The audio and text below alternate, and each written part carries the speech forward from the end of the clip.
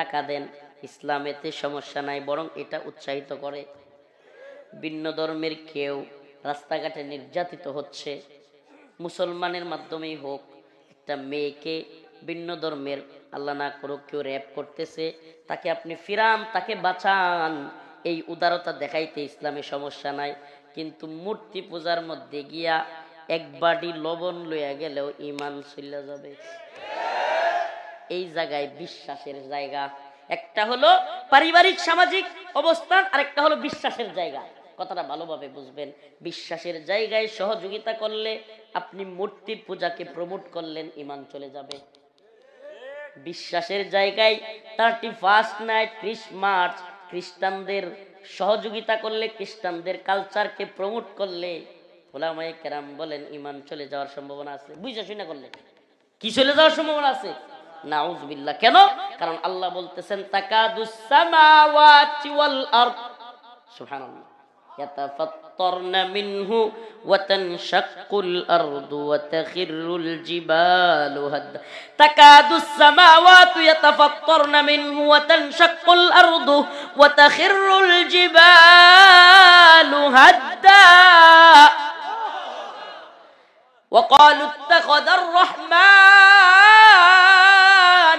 ওয়ালাদা। হায় আল্লাহ, আল্লাহ বলেন তোমরা রহমান দয়াময় আল্লাহর জন্য সন্তান নির্ধারণ করেছো, অথচ এটা কতই না জঘন্য। লাকাদ জিতুম শাইআন ইদ্দা, ইদ্দা, তোমরা তো এমন একটা বিষয়ের অবতারণা করেছো যেটা আল্লাহর জন্য কতই না বিভৎস, কতই না ভয়ঙ্কর। নাউজুবিল্লাহ। তো ঈসা আলাইহিস সালামকে তারা আল্লাহর সন্তান মনে করে, তারা ক্রিসমাস বা খ্রিস্টীয় শতাব্দী উদযাপন করে। তা আপনিও যদি করেন, আপনি তো খ্রিস্টানদের কালচার গ্রহণ করলেন, আপনি তো আল্লাহর গোলামি বাদ দিয়ে খ্রিস্টানদের কালচারাল গোলাম হয়ে গেলেন। কালচারাল গোলাম, সাংস্কৃতিক গোলামি। এটা কি?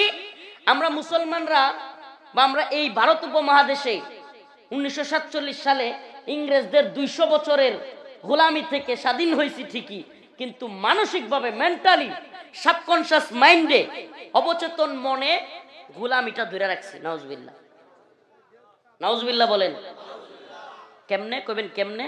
এই যে চেয়ার টেবিলে বইয়া খাওয়া বা বিভিন্ন কাজ, এই যে প্যান্ট শার্ট পরা, এগুলো মুসলমান বাঙালিদের ছিল না।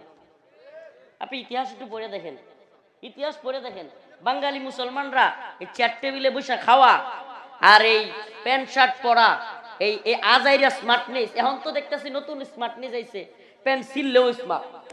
ওরে ওরে ফইরের বাচ্চা, ফইনির ঘরের ফকিন্নি, পেন্সিললেও কি স্টাইল। কানে দুল পরে, এটারও কয় স্টাইল। বেট্টার ঘরের বেট্টা, কানে দুল পরে, এটা আবার কিসের স্মার্টনেস রে বেটা? তোর স্মার্টনেস তোর রুচির মধ্যে তো কুত্তা পেশাব করছে বেটা। পুরুষত্বহীন, পুরুষত্বহীন এক জাতি তৈরি হচ্ছে আমাদের। আমরা পুরুষত্ব তো একটা পুরুষের মধ্যে ভাবসাব থাকবো। তুই বেটা কানে দুল পরে তুই পুরুষত্ব স্মার্টনেস দেখাস, তুই তো স্মার্ট না, তোর রুচির মধ্যে কি কি করছে। কথাগুলো বলতে বাধ্য হচ্ছি, কত নিকৃষ্ট রুচি। পেন্সিলে রাখছে, এটা নাকি স্টাইল? কারবারটা দিয়েছে তা তুই ল্যাংড়া থাকে না, আরেকটা স্টাইল। একটু আস্তে, একটু সিরিয়াস যদি স্টাইল হয় তাহলে পুরাটা খুললে আরেকটা স্টাইল হোক। আস্তাগফিরুল্লাহ। ইস্তেগফার পড়েন না, বলেন আস্তাগফিরুল্লাহ। বান্দরের মতো চুল কালার কইরা বান্দরের মতো দেখা যায়, ঘোড়ার মতো দেখা যায়, এটাও কয় স্টাইল।